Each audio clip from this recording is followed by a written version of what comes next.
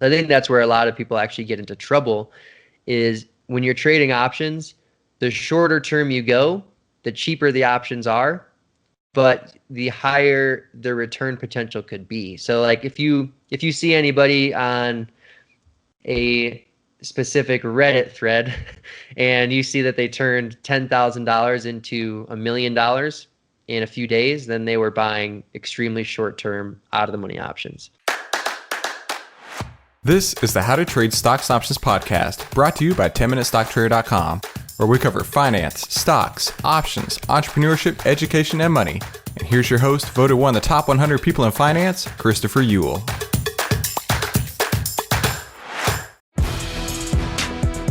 Hey there, traders. Welcome back to today's How to Trade Stocks Options podcast. Today, we have a special lesson for you, and this is coming straight from my brand new trading course called the AI Stock Trading System. I've literally pulled this lesson straight out of the course, and I'm putting it here on the podcast because I really believe that this is going to provide you massive, massive value, and that's what I'm trying to do here. And hey, listen, if this podcast was useful to you at all, I really highly suggest that you go check out the full trading course at AIStockTradingSystem.com. That's AIStockTradingSystem.com. Hey, make sure you subscribe and hit the bell so you'll be notified every time we give you more tools, tips, and tricks to help you trade faster and trade smarter every single week. Hey there, traders. Welcome back to today's How to Trade Stocks Options podcast. Today I have a special guest online, Chris Butler. Chris, host of the Project Option YouTube channel. And I'm really excited to have Chris on. We've talked to his brother, Mike Butler, before, but now we've got a chance to talk to the man himself. Chris, how's it going? It's going well. Thanks for having me. Yeah, thanks for coming on the line today. I was really glad that your brother made the introduction because, I mean, you and I and he, we all have this shared interest of being degenerates with our money. I mean, traders. And it's so nice to be able to chat with somebody else who has the same passion that we all do and is a content creator like myself. I mean, you're putting out tons and tons of content. In fact, I've got your YouTube channel pulled up on my other screen. You've got almost 9 million views as of this moment. That's incredible. Yeah, it is pretty wild. It's crazy how it's scaled over the years. I never anticipated this level of growth, but it's been awesome. Well, you know what, man? I'll quit talking so much, and I'm going to hand you the mic. And tell us a little bit about yourself. Where did you get the idea to start trading? What came across your mind whenever you decided to start the YouTube channel? Because believe me, I know what it takes to put out content. It's not as simple as people think it is to just sit there and watch it. So tell me about yourself, man. So I guess this story starts in college. So my first year of college, I went to Arizona State, and I was studying computer systems engineering, which is what they called it, which is essentially computer science. And I went into that because I loved computers. I figured I had a technical mind. I liked playing video games like most of the people in high school. And so I went into computer science. And after my first year at ASU, I had this epiphany. I don't know exactly when it happened, but it was literally just one morning where I decided that I was going to switch to finance. And I think that was because I realized I didn't want to stare at the computer coding all day because I kind of have bad eyes too. So I figured maybe that's not such a good career path for me. But at the end of the day, I'm still staring at the screen for quite a long time. But I just woke up one morning. I was like, I need to learn how money works because no matter what job I have in the future, if I don't know how to manage it and grow it, then that's not going to be a good scenario. Mm-hmm. So I literally switched my major to finance, and at the same time, I transferred from ASU to DePaul University in Chicago. And once I started studying finance, obviously on my own, I was doing a lot of self-study and going down rabbit holes as I tend to do online. And that brought me to learning about stocks and investing in the stock market, read a bunch of books on that. And then one day on YouTube, I was searching for stock market investing stuff, and YouTube started suggesting me options trading videos. And that's how I found Tasty Trade. And then fast forward a few months later, I had emailed Tom Sosnoff, who is the CEO of Tasty Trade. And I had just asked him about an internship just in trading in general, not necessarily at Tasty Trade. And he kind of interpreted my email as I was asking for an internship at Tasty Mhm. Trade. And, I kind of got lucky. I got really lucky there actually because, like I said, I wasn't actually asking for an internship there, but that's what ended up happening. So I got an internship at Tasty Trade September of 2013. So that's about 7 years ago now. And I worked there for 3 years, learned a ton, got to basically spend my full-time job learning about options and teaching options. So that's the foundation of Project Option. And then after 3 years, I had kind of gotten to a point where I wanted to go off on my own and try to start my own thing because I always had an entrepreneurial drive where I wanted to start something of my own one day. Just didn't know exactly what that was going to be. But after I had 3 years experience at Tasty Trade and I had started to learn Python programming as well, so I was able to actually do programmatic backtesting and use Python to create really nice charts. So that kind of gave me the confidence to become a content creator. And from there, I decided to take the leap. I quit Tasty Trade, started Project Option, and initially my goal with that was to start a blog and basically grow a high traffic website and then sell people on subscription services or courses down the line. But it actually ended up morphing into a YouTube channel because I saw how much written content was out there for trading in just Google search. But when I go to YouTube, I noticed that there are only really a handful of channels that had a really large following. And I thought I could compete with the content that was out there as of when I left my job. So I started Mhm. making YouTube videos to complement the written stuff that I was doing on the website. And then as I started to learn about the YouTube platform and see the growth on there, I was like, all right, I'm going all in on YouTube because I'm having so much fun with this platform. So that's kind of the long story made short. You know what? I love that. And I when I started my website 10minutestocktrader.com, that was my thought as well. So I'm going to kind of blog as I go through my trades. And I don't know if you came across this, but I'm not a writer. Like sitting down and jamming out articles and It's hundreds and hard. 600 words and stuff's like, nah, that ain't for me. I would much rather just talk about stuff that's so much easier. But Hmm.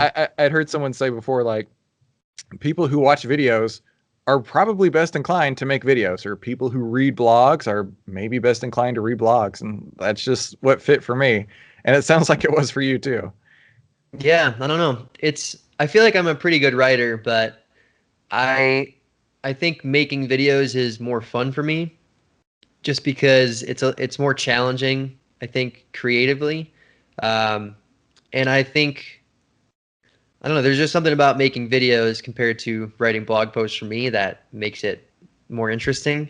But Mm. admittedly, I shouldn't be pushing the written stuff in the dark, which is what I've been doing for the past few years. So, I mean, I can only focus on so many things, and I decided a couple of years ago to focus on the YouTube stuff and grow the video content. So, You know, so there's actually a lot of wisdom in what you just said there. I don't even know if you picked up on that, but like, there's this great book called The One Thing, hmm. and I read that book, and basically he says, hey, focus on one thing at a time. Multitasking is not real. You can actually only devote one attention at a time.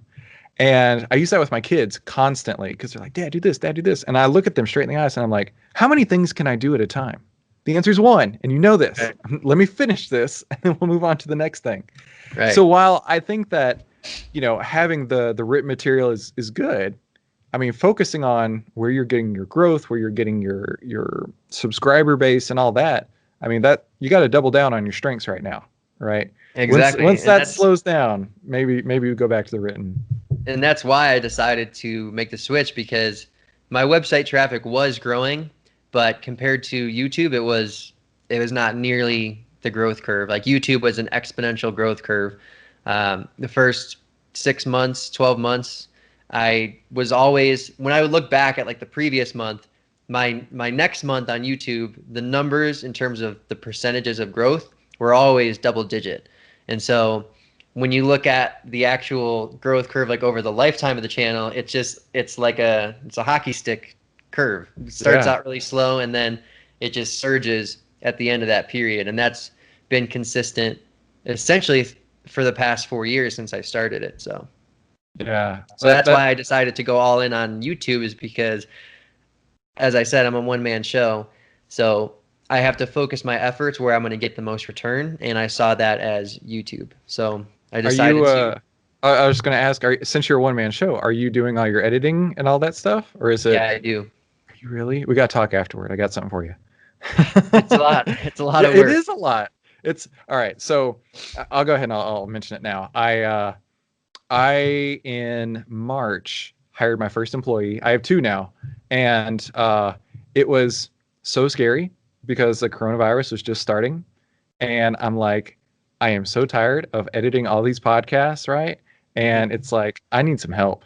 And I found this lady, and she just does incredible work. And I'm gonna tell you, man, worth every penny. You can sleep longer.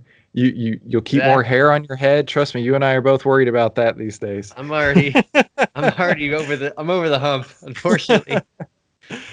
But yeah, it's I mean, just having somebody to help with just taking that off your plate is going to make your life so much better. So yeah, Yeah. we'll talk later on that. But anyway, that's awesome that you're able to do all this on your own, and I know firsthand the amount of work that goes into that.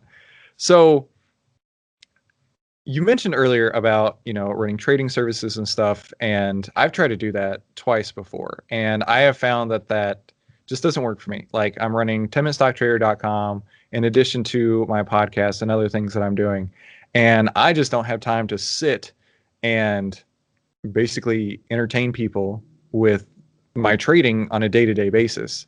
um, and so I have decided to shelve that, and in the similar vein, provide a course that Hmm. basically just brain dumps everything that I do when I'm trading and hand that off to people. And it's like, hey, look, if you want to trade like this, I'm not going to be able to sit there and hold your hand every day, but this is what I do. Just take this and go with it. You're going to be all Yeah. right. So how about you? Do you run any Uh, kind of trading service or anything like that?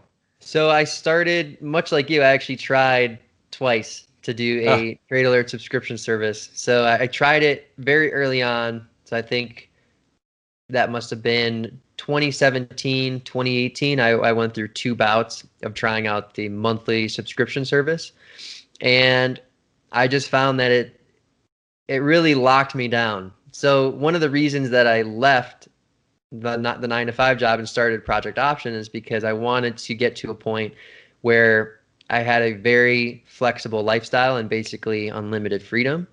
And what I found with the trade alerts is that if you have people paying you to put on these trades and manage these trades, like you have to be there and you have to be there watching the positions. You have to be at home so that if you have to exit a trade or enter a trade, that you can immediately send out the necessary emails that the people are paying for. And so it was very limiting for me, and I didn't like that kind of it imprisoned me literally mm-hmm. because I couldn't just go off and forget about the markets for a day. I'd have to literally pay attention to it all day long and make sure I'm on top of it. And that's probably the biggest aspect of it that I did not like and realized very quickly that it wasn't going to work out for me. But also another thing is I don't trade super frequently, and I think I had a lot of people that signed up and they were upset that I wasn't posting a trade every single day. And people would be like, "Hey, over the past 2 weeks, you've made one trade. Like, what am I paying for?" It's like, Mm-hmm. well, you're paying for hopefully to profit, not necessarily on how many trades I can push out to you every single day. So I think it was just a mismatch between what people are expecting from a trade alert service and what I wanted from Project Option as a lifestyle business, essentially. Mm-hmm. That, I mean, yeah, what you're describing is exactly what I went through. And there's lots of people who make great money doing it, but Oh like you're yeah, talking about there, it's it comes down to lifestyle, like you're talking right, about. I don't have time to sit here and trade all day. I really have other things that I'm trying to get done. right. There's a So lot of money in it too, so definitely leaving a yeah, lot of money on the table. But for me, it's the money isn't as important as having the flexibility that I desire. So that's yeah, it. well said. So, so tell me about Project Option, right? I mean, well, let me back up real quick. I was telling Chris beforehand, and I emailed him this the other day, that his video about losing $30,000 on a $1 wide credit spread was one of the most profound trading videos I've ever seen. I don't know how the algorithm decided to put that one video in front of me. In fact, I'm not subscribed. Hey, let me subscribe. There we go. You just got another sub. Thank you. Thank you. I don't know how it got in front of me, but I was like, this was brilliant. First off, the fact that it happened really, really sucks for this guy. But good job on you for making such a clear and concise video about what happened. Thank you. So let's not give it away. Let's encourage people to go to the Project Option YouTube channel and look up the video for themselves and subscribe while you're there, people. I mean, really, this guy makes great content. Thank you. I'd appreciate that. Yeah, that video is one of the more recent ones too. So it's right on the top if you go to recent videos, and it's, if you can't find it, it's well, you should be able to find it. Just look for the thumbnail with a flaming $30,000 on it, and you'll find it. And you know, I can tell that you put so much effort into this. There's I just sorted your channel by most popular. Your most popular one is Options Trading for Beginners, the Ultimate Guide. Only 4 months ago, 2.6 million views. That's outstanding. Yeah, that was the biggest video project of my whole life for sure. It's 3 hours long. Yeah, 3 hours in 4K, which is like, anybody who knows anything about editing videos, 3 hours in 4K is unnecessary. Like, there's no reason that video had to be in 4K, but I wanted it to be in 4K. But yeah, that video is a huge project. It probably took me 100 hours to produce it. Wow. But it paid off. That was one of the videos where I really wanted to do very, very well. And I spent a couple weeks kind of refining the outline from the previous iteration of it that I did. But the first time I did it, it didn't turn out. And I had to redo it and make it more clear and concise, add a lot more examples. And fortunately, everybody is getting a lot of value from that. So if you're brand new to options, I'd recommend watching that video, because 99% of the comments, and there are thousands of comments, are from people who said that the video was very, very helpful. So if you're a beginner and you want to spend a couple hours getting through basically most of the most important options trading concepts as a beginner, then I think that video will help you out. Yeah, without a doubt, man. I got to tell you, looking at your views, I'm jelly, man. I mean, some of these are, I mean, you have two that are over 1 million, and you know, a lot of them are in the hundreds of thousands. That's really awesome. You've done an incredible job paying somebody at YouTube to get you get your videos out. Yeah, I am an insider. There you Secrets go. out. Secrets So out. how often are you making videos? It's really sporadic because, as I said, I'm a one-man show, and so when real life stuff comes up, such as family vacations, I'm not making videos and I'm on family vacations, so that'll kind of throw a wrench in my rhythm. That's like one of my biggest problems right now is consistency. I'm really trying to put out one video a week, but I'm struggling to hit that mark. But it also depends on what types of videos I'm making, because if it's one of those longer, in-depth tutorials, then those take a lot longer to produce. And so I can't necessarily do one of those every single week, because I'd probably just burn out. But I did a video yesterday where it was 12 minutes long, but mostly just me talking to the camera and kind of just explaining things, which is that was a more raw and uncut format, because usually I try to include lots of visual elements, and I'm fading in slides, using text, drawing illustrations and stuff like that. And I do all that in Adobe After Effects. And so that's the biggest time consumption of my video production process. And so yesterday I uploaded a video where I didn't do any of that, just to kind of see how would people, engage with this video if I didn't necessarily do all the post-production elements. And turned out to, people are watching it for a good amount of time. So hopefully if I did a video like that where I wasn't doing all of the post-production stuff, then I could definitely do multiple videos a week.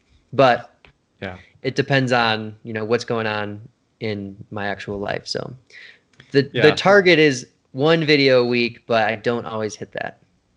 Dude, it's tough. I get it. So, I mean, just to break like podcast mode here and just talk person to person here, the way that I do it is every other Friday, I book as many guests as I can. And so like today, you're my fourth of 4.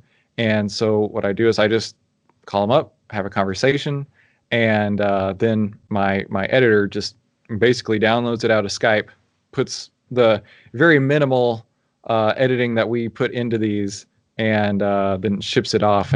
And we've got like a calendar, going out. And maybe that might help you as well as having some sort of content calendar. I Yeah. saw somebody break it down one time. It's like, think of 12 topics, whatever they could be, right? And then break them down into 4 subtopics. And then that's a whole year's worth of content for you, right? And you'll know X, Y, and Z and how each one leads to another, which actually may be really beneficial to the audience, right? So you can say on the next video, we'll talk about this and whatever. Yeah. But that's helped me a lot, being able to structure things, because we produce 3 episodes a week. And I mean, it's there's no way I could do that anymore on my own. Yeah, it's a lot. Yeah, but I made the conscious decision, like, I guess whenever I started the podcast, I was like, if I'm going to do this, I'm going to do this. And so it's like, I need a content schedule. I need to have guests. I need to have a plan on when it's going to be uploaded. And so, yeah, haven't turned back since. We're close to 400 episodes at this point. So it's awesome. It's a labor, but you know what? Whenever you have the passion, like you do, it just comes across easier, right? I mean, could you imagine sitting at a desk, cranking out something on a keyboard all day, when you could be at home just editing your YouTube video, and just like the difference in mindset, right? You might get up at 3, 4, or 5 o'clock in the morning to jump out of bed and be like, oh, I want to do this thing, right? But if someone called you, if your boss called you and they're like, hey, Chris, I need you to get down here and flip some burgers, and you're like, oh, God, no. You know what I mean? Like it's such a mindset shift when it's your own.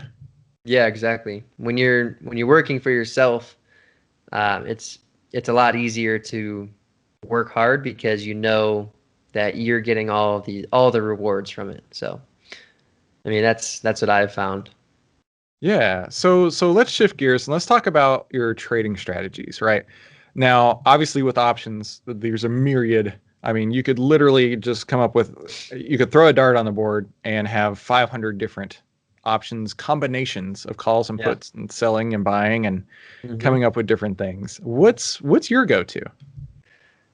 So it's evolved over the years, but right now I'm actually being as in this moment, I don't have a ton of option positions on just because, we're pre-election, end of the year.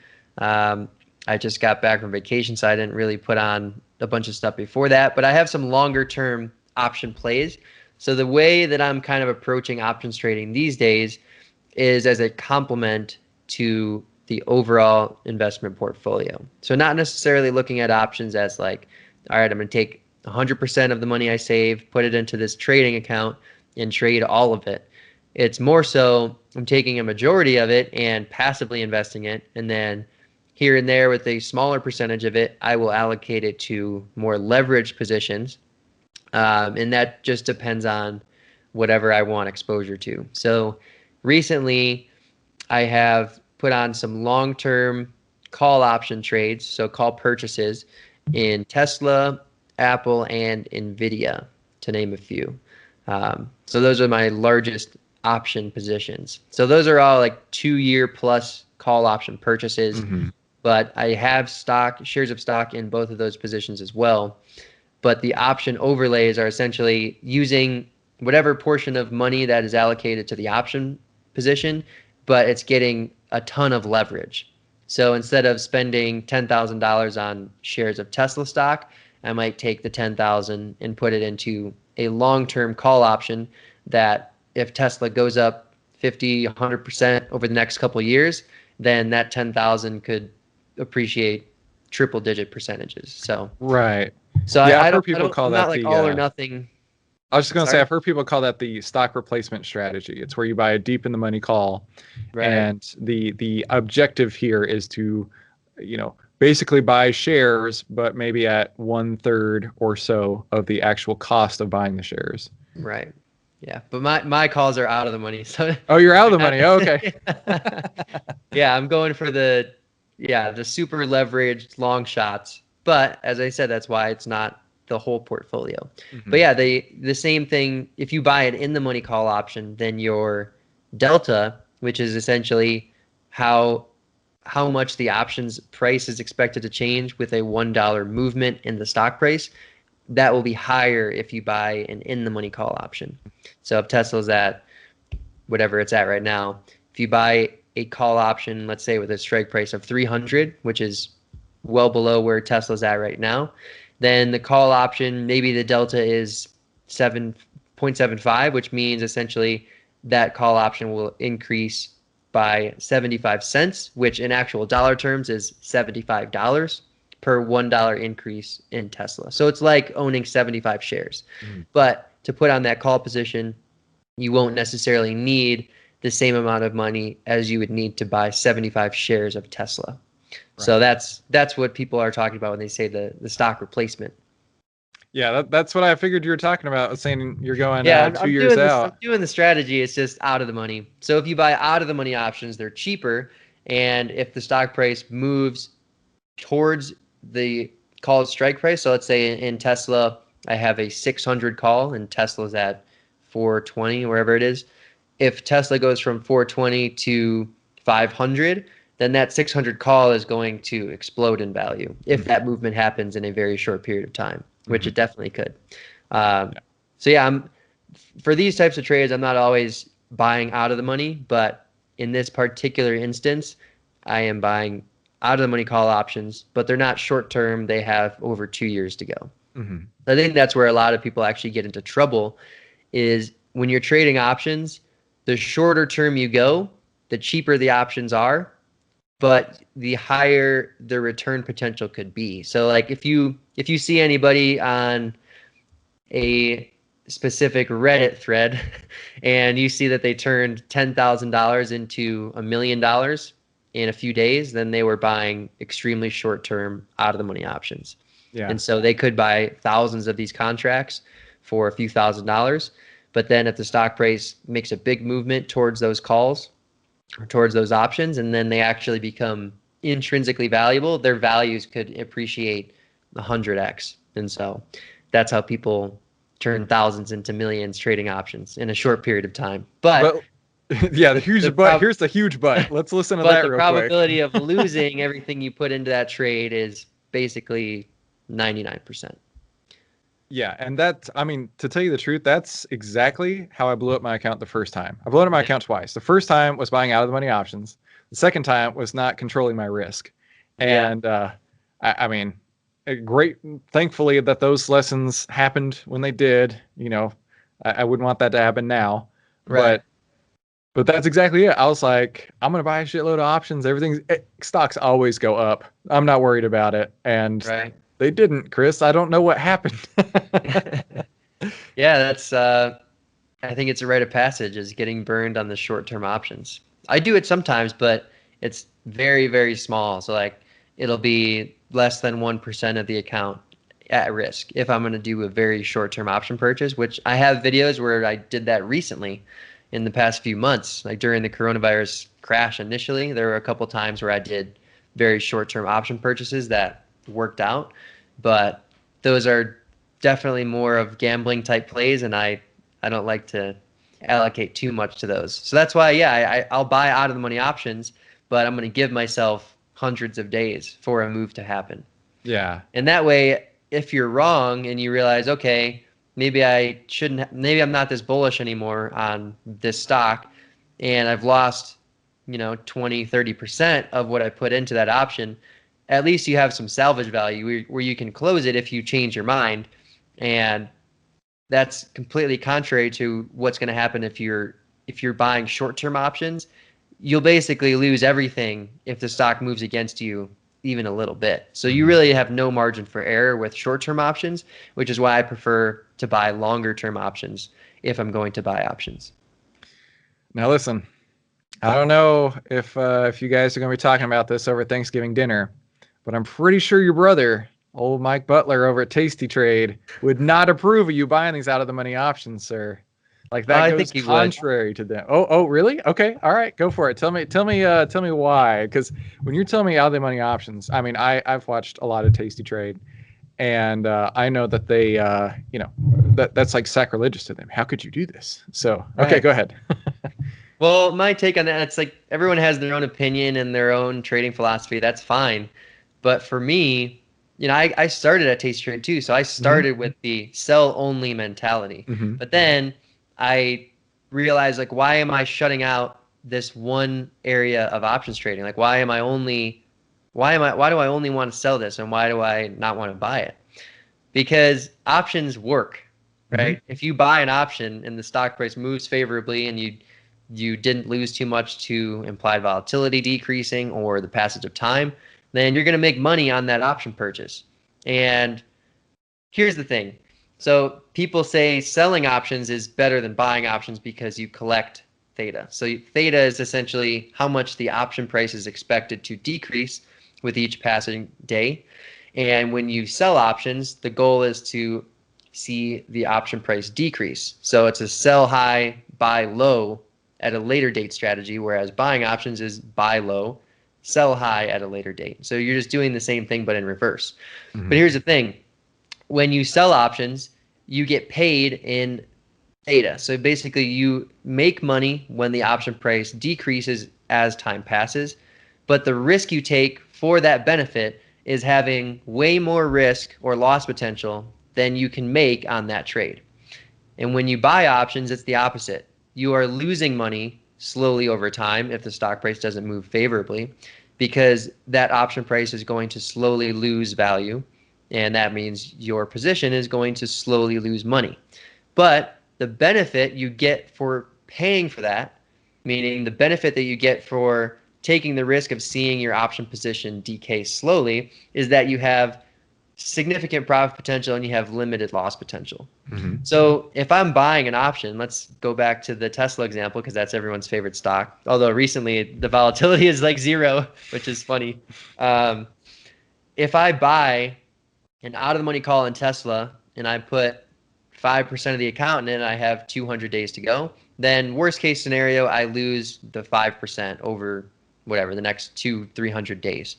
But I can make way more than what I put into that option. So maybe I can make 10, 15, 20% of my overall account from that 5% risk.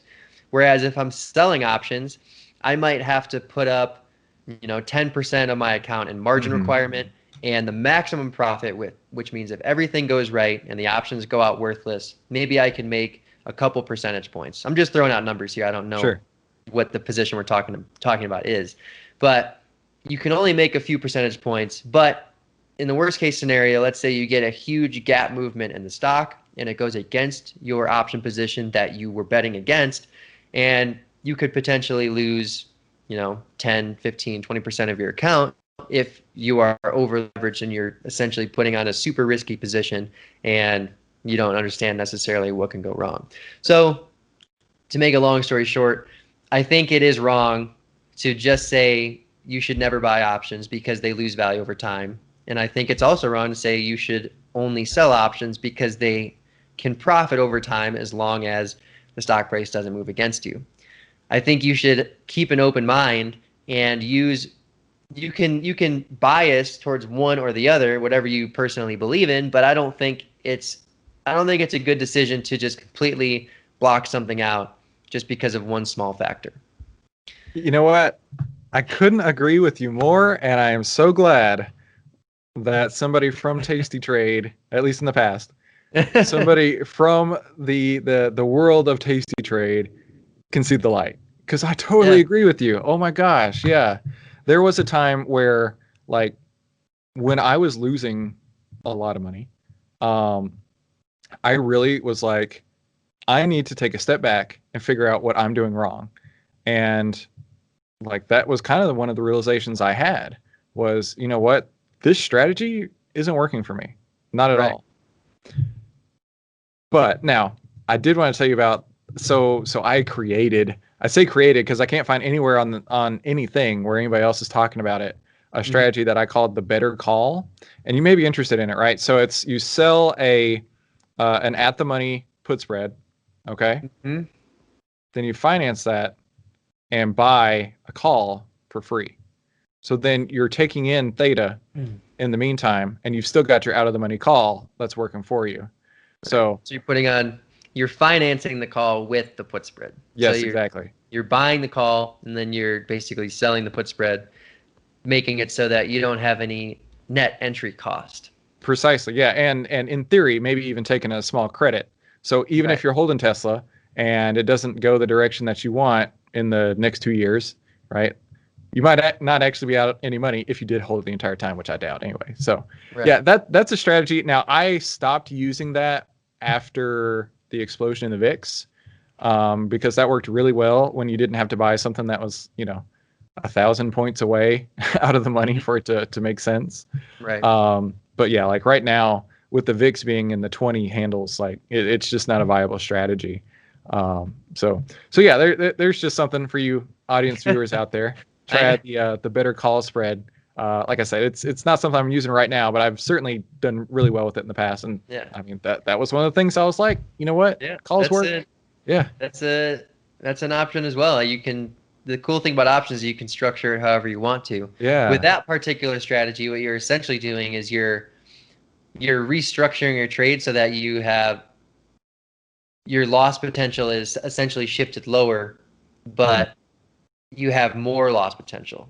Oh, That for certain. Yeah. compared to just buying the call option. So if you Hmm, buy the hmm, call option, then you lose money as long as the stock price is below the call strike, assuming we're talking about at expiration. hmm. But if you buy the call and sell the put spread, now you have this big wide range where you don't lose any money, but you're going to lose more money if the stock price falls Yeah. compared to just buying the call. So what you're doing is you're financing the call, Hmm. but you're doing that by adding more risk to the downside, which is if it's fine if you think that a stock price decrease is like out of the question or very, very low probability, and you're willing to take that extra risk on the downside to not lose any money if the stock price just kind of stagnates or doesn't increase as much as you think, then Hmm. I think it's fine. I think as long as people understand what the trade-offs are, I never have a problem with any trading strategy as long as people understand the risks. So, Right, absolutely. And with options, man, there's crazy risks, right? oh yeah, And like you were saying earlier, taking the fact that whenever you sell something like a put spread, maybe let's say it's a $5 wide put spread, um, you've got potentially let's just use round numbers. Maybe you've taken $1 in credit, and you've got $4 in risk. And I mean, that's the second way I blew up my account. Like I was saying earlier, first way was buying YOLO calls and watching those go to zero. The second right. way was not understanding my risk. I decided when gold was plummeting a few years ago, that I picked the bottom, and I'm going to be a contrarian trader, and gold's going down, so I'm going to go long. And that didn't work at all, like big time. So what I did, I just held that thing. I held it until my portfolio was on fire, and I'm like, okay, I should probably do something at this point. I mean, this didn't work out whatsoever. And I mean, even started like off on the wrong foot. When I was putting in my order, I accidentally put twice as many as I normally do, and I'm like, that's fine. It'll be twice as much profit. I ain't worried about it. And yeah, things just went out of control. So yeah, It's all good. I completely understand respecting risk, especially having gone through that myself. Hmm. You gotta, as Warren Buffett says, rule number one is don't lose money, and then rule number two is refer to rule number one. Yeah, but I tell Obviously, you, you can't control not losing money. You're always gonna have losing trades, but I think what he really means is don't lose all your money. no, no, no. What he means is don't lose money, because if you never close the trade, if you hold it for the next 60 years like he did, then you never lose money. Yeah, I well, mean, if you're buying stocks, then yeah, I mean, he's onto something. Rule number one, don't lose money. If you never close the loss, you'll never lose the money. So yeah, yeah, exactly. he just twisted it that way. Yeah, So Chris, I really have enjoyed this conversation. I feel like we've just scratched the surface with you, and I certainly absolutely want to send as many subs as I can over to Project Option on the YouTube channels. Um, Chris makes really fantastic content. Like I said, one of his videos just really, really took my breath away with the $30,000 loss on a $1 wide put credit spread. And I'm not going to spoil it for you. You've got to go and check out that video. So, Chris, really, I appreciate the time that you've given me today, and I appreciate being able to share this with the audience. I think what you're doing is incredible. And, there was a point in time where I was like, if I'm going to be doing this, am I going to be competing with all these people? And I really made the thought to myself is like, you know what, instead of trying to compete, why don't we collaborate? And so that's how I view all these interviews is it's like, I'm not trying to be your competition. I'm trying to be, collaboration for you. Because if I can raise you up and you can raise me up, then we all win. So exactly. It's really great to be able to chat with you today, Chris. It's a good point to make. I see YouTube as much the same. It's like when I look at other channels, it's like, oh, these are my competitors. But then you realize like people aren't just going to only watch one person. Like if you think about how you watch YouTube, you don't just watch one channel. You may watch multiple channels within the same niche because you're interested in whatever videos they're making. So I think it's good not to view everything as competition and trying to be super cutthroat, because in the online world we are technically competitors, but at the same time we don't, we can benefit from each other, Dude, without a doubt. I mean, it's so nice to be able to, and honestly, I don't even worry about competition, and I don't mean that in like an arrogant sense. I mean, it's like, you know what, you're going to do your thing and I'm going to do my thing, and comparing to each other is only going to lead to, less content being made. Yeah, it's just not going to be any fun. I understand. Yeah. So Chris, really, I do appreciate your time today. Make sure you guys go and check out Chris's YouTube channel, Project Option. And really, thank you so much for coming on. Appreciate it. It's been fun. Thanks for having me. Absolutely. My pleasure. Okay, so what'd you think? That was pretty incredible, right? Now, if you like that, that's only a taste, only a sample of what you're going to find in the full AI stock trading system. And I really highly encourage you to go and check this out. Obviously, you are interested in learning on how to trade, and that's why you're listening to this podcast. Now, I'm going to take and download my entire trading system that I use day in and day out onto you. And the only way I'm going to be able to do that is over at the AIStockTradingSystem.com. You're going to get phase 1, 2, and 3, several bonuses, and on top of that, I'm going to walk you through over a dozen trades that I put on inside of my account, holding your hand and showing you exactly how I got in, how I got out, how I use the artificial intelligence data, and how this could work inside of your own trading portfolio on a daily basis. So make sure you head on over to AIStockTradingSystem.com. That's AIStockTradingSystem.com to learn more and to get started and to download my decade plus worth of trading experience into your hands so you can start using the AI stock trading system today, the 5-step system to take the guesswork out of trading.